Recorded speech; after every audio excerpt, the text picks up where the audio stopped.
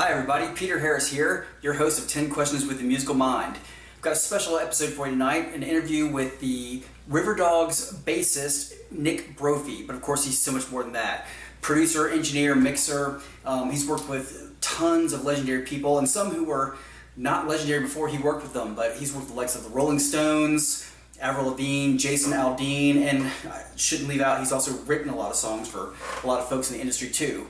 So I was in town for the second annual Rockin' Pod Expo in Nashville, Tennessee this last weekend, and met a lot of great people there. I've got some good content coming up with that event. But on this interview, I focus on my visit to Nick's studio. Nick and I sat down and just discussed a wide range of topics. And before we got too carried away, we even buckled down and did the actual interview portion, because we probably would have sat there all day talking about Van Halen and this guitarist and that album and that kind of thing. We were really getting carried away, but it was a blast. He's a great guy, and I think you'll enjoy the conversation we have, and I learned a lot from him, and I'm sure that you will too. Enjoy it.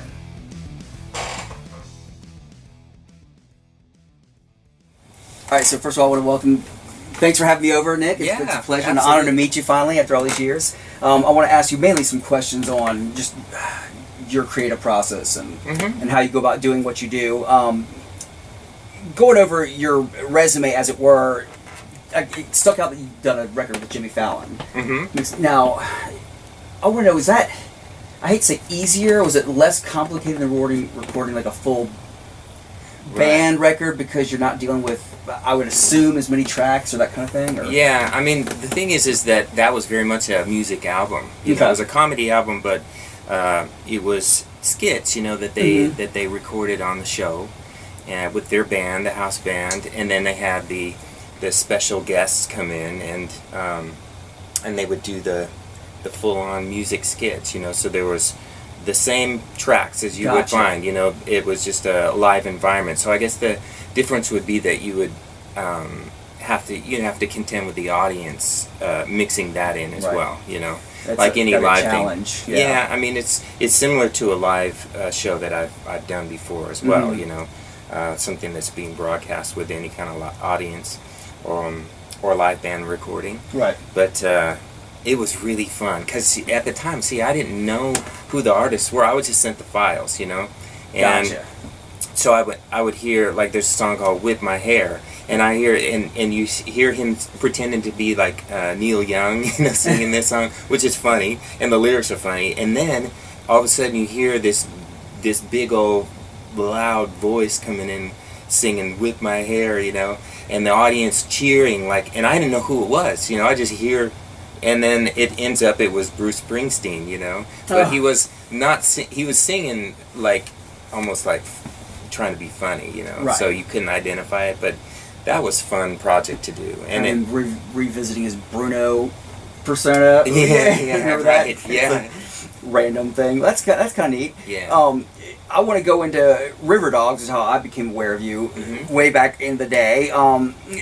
What I've wondered about is, we know that Vivian was helping you guys with the demos in the studio, and he decided or asked to join the band. Right. Do you recall, like, you and Rob, what your vision was for the band when he was not a factor? I mean, was it a different vision? Did you have a different sound in mind? Did he alter that much? Or? Well, it was funny because Vivian, like, we were in a band called Aircraft prior to Riverdogs, Right. Rob and I, and the drummer from Aircraft had gotten himself in a band called Riverdogs. Okay. So it was a band already existing. And he called Rob one day and he said, "Hey, we need a bass player and a singer." That would have been Alan. Alan De Silva. Yeah. And he said, we have great manager and we have Vivian Campbell that's wanting to help us get signed and work on demos with us and everything. So I think we can get a deal. So we thought that's a cool opportunity. So I told Rob, "I'll play bass if you want to go sing." Yeah. So we just came into this band that was already existing. So our vision was really no master plan. It was just that we were just bringing what we had. And we had started a few song ideas. Rob's always writing material. And I believe the first song that we had was Holy War. And so I can play you like what the band was. Yeah, I mean, absolutely. I have a recording of this is what we joined, and this is not. This was the band Riverdogs, and I don't even know if this was Alan De Silva playing drums, but this was what they.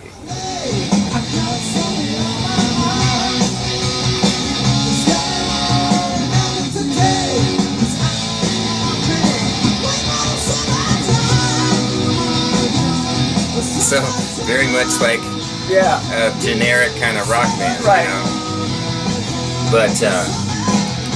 But I think Vivian was helping them because the manager was a good friend of his that worked at Yamaha, and his younger brother was a guitar player of Riverdogs. So he was just kind of trying to help his friend, I think. And then when Rob and I joined, here is, let's see, Holy War, 1988. Okay, So this is the very first demo that we did. So same intro, basically. Yeah. Brother to brother, man to man, children dying in the promised land. Why build a bridge when you can burn one down? Soldiers dying on holy ground.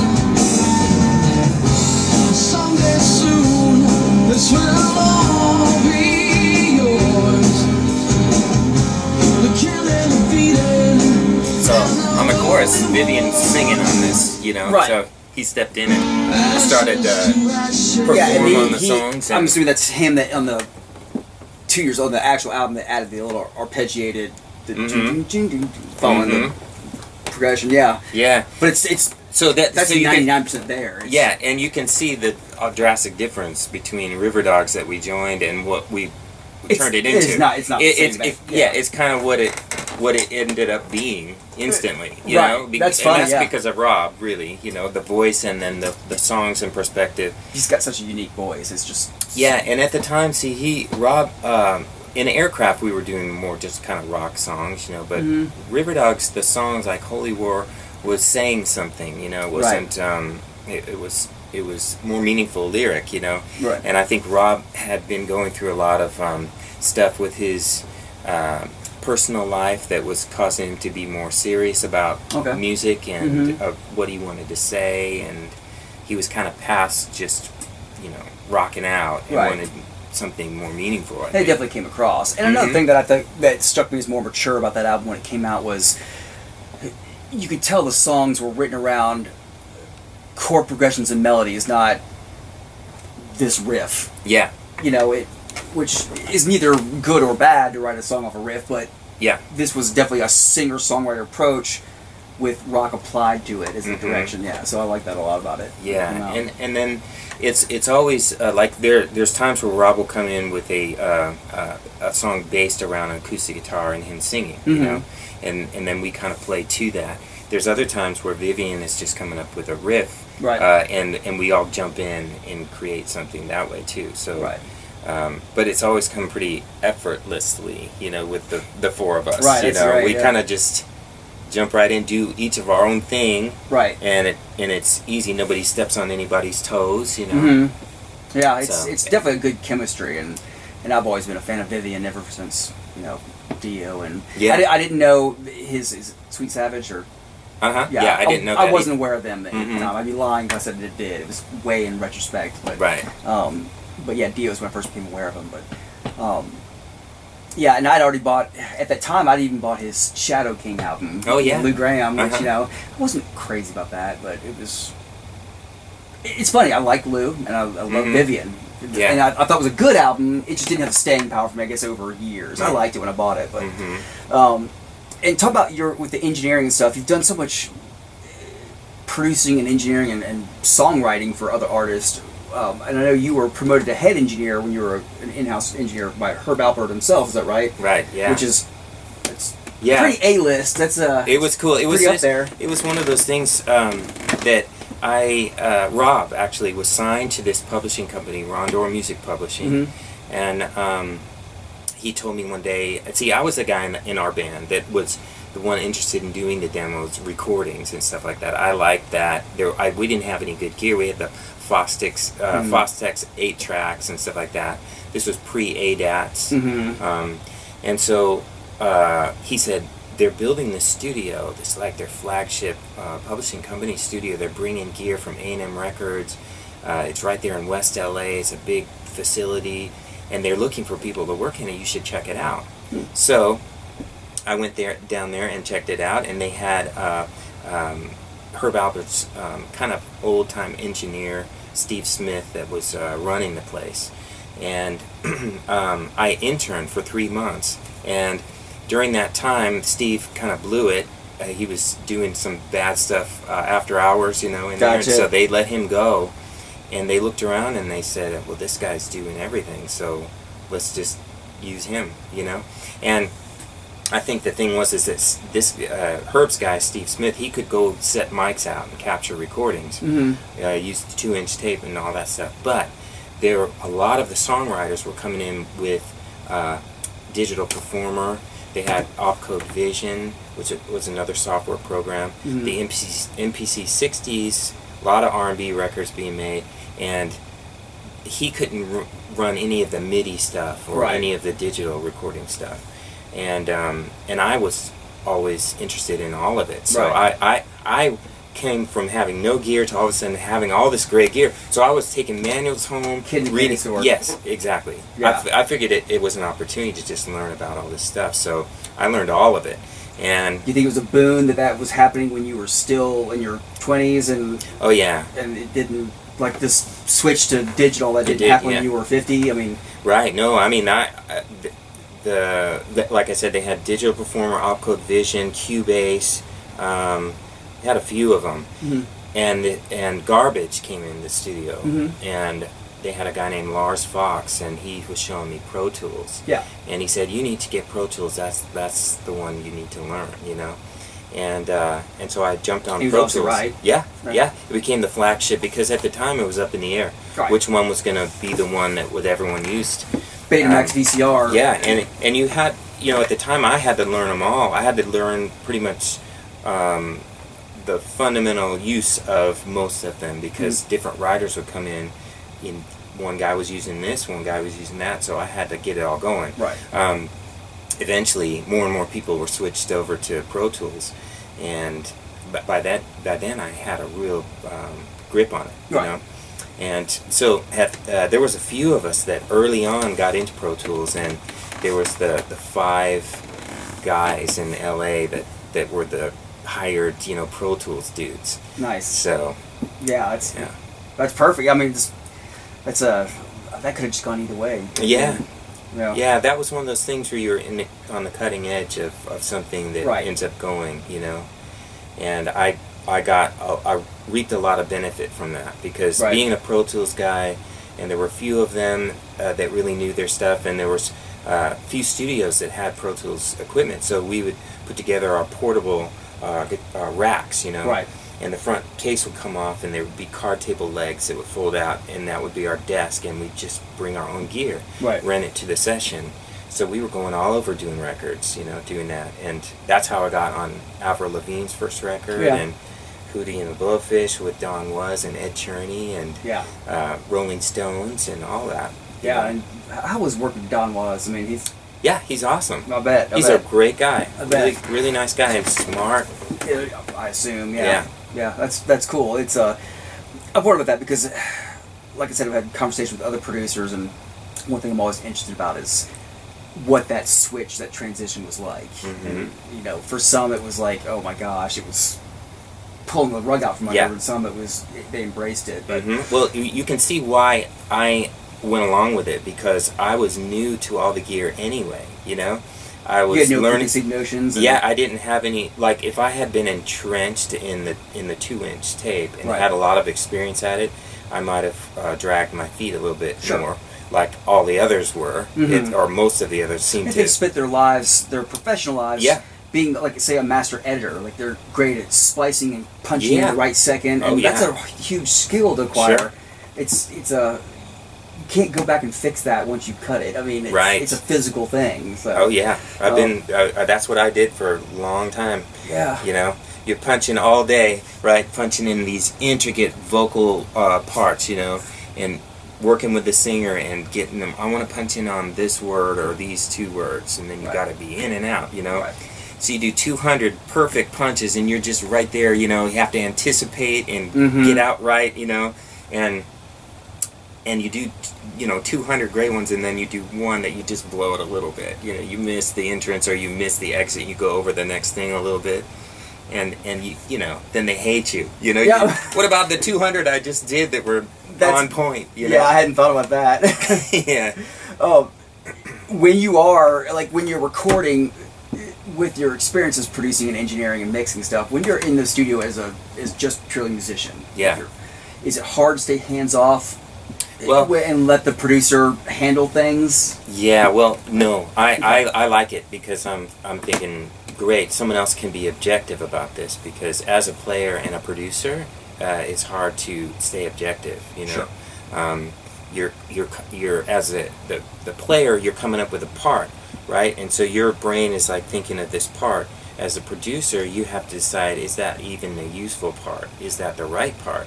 So if you're coming up with it, you're thinking it is, right? Right. You know, but you need that person It's to hard. tell you. It's hard to even be that objective about it, which you are. I'm not going to name them, but there's a lot of amazing musicians who I love, who there's at least a few things they've done. I'm like, you really need one less yes man in that room when you make that album. It's, Right. You know, you don't need to self-produce maybe, because Yeah. it's just, you know, even as a fan, I'd be like, that doesn't work. It's too much. Or, you know, sometimes too much is just too much. Yeah, You know, yeah. But, so that's an interesting. Yeah, you thing. can get real precious about your ideas if you're playing them. I think you know? that's probably the key aspect of producer. It's just Mo. Right. What's serving the song the best, you Right. know? And sometimes you need to try a few things before you go, yeah, that's what we need. Right. Yeah, So- I can totally see that. Even just, you know, in my case, writing. A lot of times I'll have my wife serves my editor, and just a second pair of eyes. Oh, Just yeah. Not grammatical mistakes even. Just, hey, does this flow right to you? I think this would work better if you know what it does. You know, or this doesn't ring clear to me, and it's just a second pair of eyes. Yeah. You know, I've written a short book before, and by the time I finished it, I've read it 10,000 times. Yeah. I'm not even seeing. Oh, yeah. My brain's filling in the mistakes because it's just I know what I was thinking. And you Mhm. just have to have a second pair of eyes. Yeah. Yeah. Yeah, that happens. That is really key in mixing, you know, because in mixing, you're trying to get the big picture, right? And you can get caught in the fine details, the hi-hat you're working on or something. Is it too much or whatever? And then you're forgetting the thing that you started, which was writing the vocal. You know what I mean? Right. Like all of a sudden that's buried a little bit because you were over here working on this. So that maintaining your objectivity is key, Right. always. Yeah, that makes sense. You know, That definitely. in mixing it's just jarring your ears a lot. You know, like which is mixing loud to get the low end stuff right, and then turning it down, getting levels. One thing getting- aspect of your I'm sorry to interrupt you. Thing I don't know enough about, or I don't know the technological aspects of it, is when instruments eat each other up in a frequency range. When you have like a guitar and it's covering the bass player's frequency and vice versa, or if you have a guitar player with real scooped mids and it's limiting the bass and the snare. I mean, it's just I don't know. There's got to be a science behind that, but I'm not aware of it. It's I've tried to figure out the science of it before, and ultimately it ends up as is probably 80% feel. You know, like mixing is about, you can just rock a mix. Like my friend Dave Sardi told me that one time. Sometimes you just gotta rock a mix, you know, and I got caught up early on about being consistent. And to be consistent, you can't be guessing every time, right? Right. You can't just go, some days you'll have good mixed days and other days you won't if you're just guessing, if you don't have a system, if you don't have a kind of like a process that you do. Sure. And so I went about, like over years, like developing a process so that I could get the same outcome each time. And sometimes I was trying to adhere to that rather than really listen, you know? And so I've learned the balance of both. And it is really important. Like sometimes things need to be louder just because the song wants it to be, you know? Yeah. Like certain things. Whereas in another song, it would not work that way, Right. you know? I guess you can only apply science so much to art. Yeah. At some point, it has to still be art. Right. Right. It makes sense. Oh, like this, I want to try a Fender. I want to. Yeah, I'm like that. I like trying different things all the time. Right. Because music is that way, you know. So you don't have a Lucille. You're No. Right, No, right. the only thing I have is that guitar right there. that ugly thing. This guy. Yeah, it is ugly. No. This is my oldest. You don't see many Telecaster shapes with a Floyd Rose on it.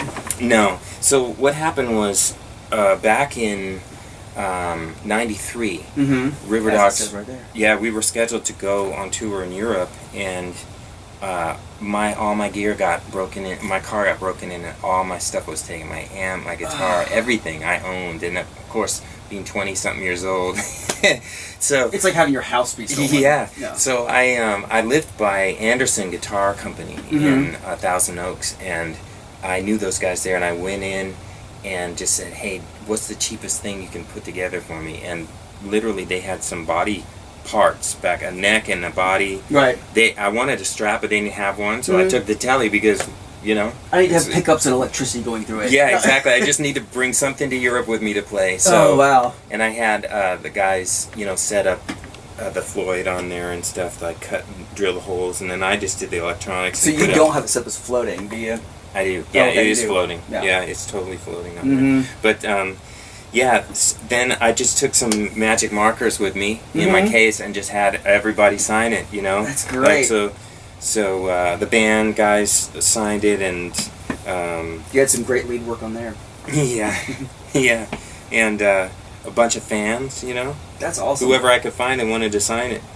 So it's kind of a souvenir guitar, Yeah. and you know, I'll never get rid of this because it's just a memento. Yeah, you that's know? perfect. But I do like switching it out for recording different things, different amps, different might be real amps, might be plugins, whatever. Right. Whatever works for the song. And like we were talking about earlier, I think the good thing is the technology's come so far that, like I was telling you before we started this recording, that I wasn't a real believer in the modeling amps and and stuff like. And you had the early days. You had Tom Schultz doing like the Rockman and stuff, and Yeah. that worked. But it was a real infancy period. And I've talked to I've even talked, not even as far as recording, but I was talking to actually Felix Hanneman from Zebra. And he was talking about the nightmares because they were so keyboard heavy, and I say were, they still are. But at the time they just had it was probably stuff that their whole setup probably had 8K of computing power, and so you had something, Right. had something go wrong in one stage, and it takes you 15 minutes to fire them back up. Oh, and yeah. they're just the program's out, and he said I'd hit a wrong button and just a sequencer would just bounce off in the stratosphere and just ruin the whole song. I was like, have you Yeah. ever done that live? He's like, oh, I've like ruined many concerts. just going off, just Yeah. something just feeding back out of control in the middle of the Right. show. But yeah, so it's come a long way where now it's actually impressive and it's easy Yeah. to use. Yeah, I know. I found a few too. Like from UAD, they make the Marshall 59 lead head, Okay. and that thing actually feels real to play. Really? Yeah, and I use that a lot. But then I'll even use like is it Guitar Rig? Yeah, Guitar Rig. I'll use that sometime, and that's not the best because they basically slather a bunch of effects on to mask the actual tone of it, you know. Right. But sometimes you find something that's useful. Mhm. And so. Yeah, that makes sense. Yeah, but if you want a dry tone, that doesn't work. It's- No, you want to go for something more authentic sounding. Right. It's hard to do an AC/DC vibe when it's got Yes. tons of reverb and chorus on it. Right? Yeah. We touched this a little bit. When you're recording or mixing different genres of music, do you find that in general different techniques apply? Like, okay, this is a pop number. do you have a mindset like, so I'll probably be doing more of this approach versus hard rock number? Does that make sense? Like, oh yeah. Okay. Yeah, there's certain expectations out of different music, you know, and you could probably, the analogy would probably be this: the kick drum. Let's just take the kick drum for example. And so, in, you know, like alternative music, you're gonna want more of a knocky kick with a lot of room, you know, a lot of space in there, the ambience of the room it's in, to give it that kind of like rootsy kind of feel. Right. But if you're playing double bass, you can't give it that much room, I would think. Right. And then there's like pop music that's going to be more of an isolated, like inside the kick, you know, and it's got the pillow in there, making it real tighter sound, you know, a lot of that. And then if you're in hip hop and rap, then you're going to put the really super sub stuff in there. Right. And then just the balances are a little bit different too. You go for a much more extreme low end, the subsonic low end in pop and hip hop and rap music and stuff. But then in bands, you know, live band stuff, you're gonna roll off at probably 50 hertz or so, and just it's all just up higher, you know. So no, it makes sense. Is that because does it just get too much in a live setting where it just bleeds everywhere? Or yeah, it's just hard to contain that. It doesn't sound as punchy, you know. Right. But that I guess the pop and hip hop stuff, they want to rattle the subs and the clubs that it's played in and all that stuff. Right. So you need that sub low end going. Well, between you and me, I'm sure there's plenty of musicians out there that are selling tens of millions of albums, and if you were to corner one and was like, "Hey, your latest single, what key is that in?" They don't know. No. Yeah, I'd be like, "Oh, such and such writes all our music." Like, yeah, she's sitting there going, "Hey, in that bridge section, let's go to C sharp instead because I really want that to rub against the." No. I don't see it happening. They don't go that deep. No. Now I wanted this, and I hate to even ask you this, but you're a good guitar player. And I like good vibrato, like, and not even vibrato, just your sense of bends. It's real active style. Like I was listening just last week to the song "Two Birds" off Bone, and I just really like and I like the riff too. But just the solo is just good, and just a nice push and pull feel. But I wondered. It's not taking anything away from anybody. Was it a big pair of shoes to fill to come in and play lead after Vivian Campbell? Oh yeah. Because no matter how good you are, it's still Vivian Campbell. Right. But here's the thing: is what we did was we auditioned a bunch of guitar players, and instantly they brought in their sound, and it changed Riverdog's. I can see that. And it was, but I kind of like knew what Vivian had done, and I kind of wanted to stick with that. Well, because Vivian's obviously can just shred with the best of them. Yeah, but it was not a shred album. Right, so I could manage it. right. But I mean, he's got some licks on there that are just amazing. But he was very tasteful in that album, and he's always been a tasteful player. But right, you don't want, just some guy to come in and just run 64th notes all over the place. That's not. Yeah. No. Exactly. Right. And just their tone's different, and then their approach is different, and we liked what we had going. Yeah. So we thought, well, my main instrument was guitar, not bass. So we just got a bass player, and I moved to guitar, and I just kind of learned as best I could, what Viv was doing, and on the new songs, kind of adhered to that kind of a thing. What Viv might do with this, I think it was successful where it kept a continuity to it, but it still sounded like you. Just as a player point of view, was there any of his solos you're like, I can't physically play that? Yeah, there was a few. Technically, you can play. I mean, you're good. I want to stress that, and people can listen to the music for themselves. But yeah, there's things that I can't go nearly as fast. Vivian is a super fast player. Yeah, and his attack is super strong. It is, and he's digging into the strings. Dig in, and then he's always bending like this, like, and yeah, even when he played fast with Dio. Now that you mention that, I can hear, even when he's like stationary, it's almost like he's the strings like this. Yeah. So that root note, he's got moving. vibrato on as he's just playing the fast part. So it's still got that kind of warble. Mm-hmm. Yeah. Yeah. So, there's the certain things I just can't do, but I was proud of the melodic quality of the stuff that I was doing, and I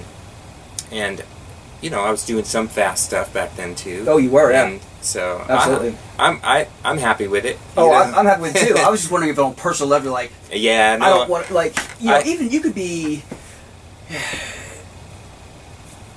Take for instance, it doesn't matter even if you're like technically even like better. Like you could be Steve Vai, like I gotta replace Eddie Van Halen and David Ross band. Right. It's still daunting, no matter what your level of technique. You're placing a name. Yeah. So absolutely. That's where that question sort of originates from, I should say. But no, I mean, ultimate.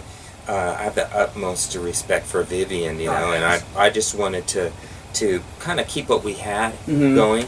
And as far as the sound and the direction of the band, and not bring in a new personality that was, going to be steering the band in a new direction and stuff like that. So that was kind of our method of keeping things as they were, pretty much. And actually, I don't know when I'll get this all aired, but as of yesterday was Vivian's birthday. Yeah. So happy birthday, Vivian. Yes. When I finally get this all edited and put together. So what's the biggest difference when you're behind the boards? And I guess mainly what I'm thinking of is between an established artist and somebody new. Like, you were, on this side for Avril Lavigne, but she was a new artist at the time. She was not multi-platinum Avril Lavigne. Yeah. Then when you worked like on 40 Licks with the Rolling Stones, yeah. Is there a huge difference in just the dynamics or just the atmosphere of the recordings or the project in general? Well, between those particular two, there was, because Rolling Stones I had to fly to France to do it, and you're in a proper studio, and there's all kinds of crew and people around. They have their way they work, that they've worked for years and years. Avril, we were in a house in North Hollywood. There was one microphone, some curtains in a closet that was the vocal booth, and she came in. I literally remember her sitting on the couch with her little camouflage pants on and saying, "So Nick, after we do the record, then what happens?" Like that's the difference, you know what I mean? Right. Like you have this girl. Yeah, Mick Jagger's probably not asking you that. Yeah. He probably knows. She didn't know what the process was and all that stuff. And well, then you give us all your money and you go away. Yeah. So, but as far as like the Rolling Stones, there's certain people that you have to kind of like go along with the way that they like doing things, right? And then there's other new artists that you might want to help guide along the way and go, this is what I think you might want to do. I've talked to other people and they're like, I prefer a new band because I can make suggestions to them and help them what I think works. Yeah, you're obviously not telling the Rolling Stones what. Maybe they're awesome, maybe they're open to suggestions, but I would just think you're not. You were selling those albums before I was born. Right. Yeah. So. Yeah. I remember when we came back from Paris, Mick wanted to do his vocals again on one particular song because he was a little bit sick and it was going to be the single. So Ed Cherney had gone on vacation, so it was just me, and I brought my mic, the one that's in there, because Mick did all his demos on that same kind of mic. They didn't have one at the record plant in LA, so he said, you have one, just bring it to the studio. So I brought it in, and we were up in this little tiny overdub room, and it was just him and me, and I remember referencing his demo and helping him find the vocal parts, like which harmonies that he needed to make sure and catch, Neat. And so it was kind of cool in that way. Definitely. I was helping him, I was kind of like producing in a way, and that's awesome. Helping tell him and guide him along. But bands like Avril, you're much more hands-on with those guys, steering the ship. There's got to be a lot of a sense of accomplishment for both angles, helping really shape a product and just being part of a more established piece of history. I mean, either are really neat. And I remember my dad saying back in the 90s, and this, I don't remember what year in the 90s, but he's like, he went and saw the Rolling Stones for, I don't remember what tour it was. We went and Mhm. saw them in Atlanta, and let's say it was 98. I don't remember exact year. It was probably earlier than that. But he goes, I never would have thought when I saw the Stones in 68 that 30 years later I'd still be seeing them in 98. Yeah. Well, you know, guess what, Dad? They're still going out in Yeah. 2018. So Yeah. it's you know, it was impressive then, and Right. it's probably been longer between now and then than it was the first time. That's amazing. But Yeah. well, what's next for Nick Brophy? Do you have anything big project on the horizon? Well, I'm always doing stuff. Yeah. I'm doing stuff today, and it's Sunday. Right. You know, so I'm always writing. I'm producing. I'm mixing today, Mm-hmm. and working with new artists. You know, I'm a member of the Recording Academy. They have a producer engineer wing, and I like trying to reach out to try to discover new artists, Mhm. and at this point kind of help them along. And we work with a lot of new artists and Right. try to get them something produced so that they can get out there and get some streams going on Spotify, Right. and help them get deals if they're looking for that. Film and TV, ads and promos and all that stuff. And the business do- has changed so much. Yeah, I mean, I'm fortunate because I do kind of a lot of different things. Right. And I've done. If you look at my discography, you'll Mhm. see a pretty broad range. Yeah. Not only of the artist, but what my role was with Mhm. all of those. Some Yeah. just say composer, you know. Right. Some say engineer. Some say producer. Some say mixer.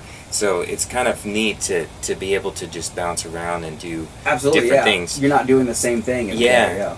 And I have noticed that some of the people that I work with that are super successful, they kind of do one thing and they do it really well, Mhm. and they happen to have that thing that they do hit and resonate with people, you know. Right. And that's fortunate for them, but it will come and go, you Sure. know, if they don't change what they're doing, Right. and modify along the way. And for me, it's just been this kind of slow, steady Right. thing, career. But that's now, I mean, I quit my day job in 1988, November of 88, to join Riverdogs. Right. And since then, I'm still working and doing 30 relevant years. Yeah. Right. Doing relevant music still, and Mhm. have current singles out on radio and all that stuff. So that's an accomplishment in itself, I believe. Absolutely. Yeah. And I think 88. I was in high school in '88. Yeah. So I guess I didn't have a day job either then. Yeah. Yeah. It wasn't. Yeah. But I've had one since then though. Well, that's awesome. Well, I really appreciate you taking the time to answer all my questions and show me around the studio, and I'll be sure to keep in touch, and we'll look forward to all the next projects for me. And once again, if anybody has been so blatantly remiss to not own California by now, you're fired. But Yes. they need to go out and get You got to it. get that. Got to get that one. But anyway, thanks again for joining us.